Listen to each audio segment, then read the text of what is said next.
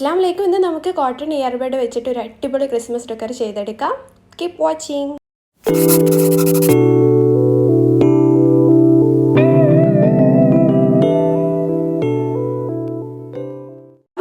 ചെയ്യാൻ പോകുന്നത് ഇതുപോലെ കോട്ടൺ ഇയർബഡ് വെച്ചിട്ട് നമുക്കൊരു അടിപൊളിയായിട്ട് ഒരു ക്രിസ്മസ് ഡെക്കർ ചെയ്തെടുക്കാൻ പറ്റും. നമുക്ക് സിമ്പിളായിട്ട് ചെയ്തെടുക്കാം. അപ്പോൾ അതിന് വേണ്ടത് നമുക്ക് ഒരു ഗ്ലൂ ഗണ്ണും പിന്നെ അതുപോലെ ഇതുപോലെ കുറച്ച് ഇയർബഡുമാണ് നമുക്ക് ആവശ്യമായിട്ടുള്ളത്.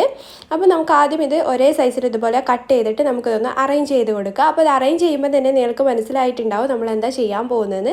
അതേ നമ്മളിപ്പോൾ ചെയ്യാൻ പോകുന്നത് ക്രിസ്മസ് സ്നോഫ്ലേക്ക് ആണ്. അപ്പോൾ നമുക്ക് പേപ്പർ കൊണ്ടും ഒരുപാട് ഐറ്റംസൊക്കെ വെച്ചിട്ട് നമുക്ക് ഇതുപോലെ സ്നോഫ്ലേക്സ് ഒക്കെ ചെയ്തെടുക്കാൻ പറ്റും.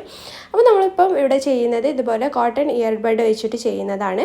അപ്പോൾ നമുക്ക് സിമ്പിളായിട്ട് ഇതുപോലെ പല ഡിസൈനിൽ നമുക്ക് ഈ സ്നോഫ്ലേക്സ് ചെയ്തെടുക്കാൻ പറ്റും.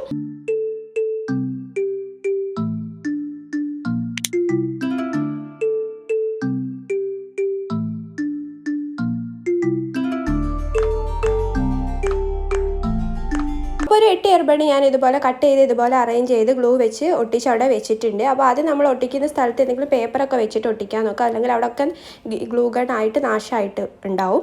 അപ്പോൾ പിന്നെ ലാസ്റ്റ് നമുക്ക് ഈ ഒരു കോട്ടൻ്റെ ആ ഒരു പാർട്ട് മാത്രം കട്ട് ചെയ്തിട്ട് ഇതുപോലെ ഒന്നും ഒട്ടിച്ചെടുക്കുക. അപ്പോൾ നമുക്ക് നല്ല ബ്യൂട്ടിഫുൾ ആയിട്ടുള്ള സ്നോഫ്ലേക്സ് റെഡിയാക്കി കിട്ടിയിട്ടുണ്ട്.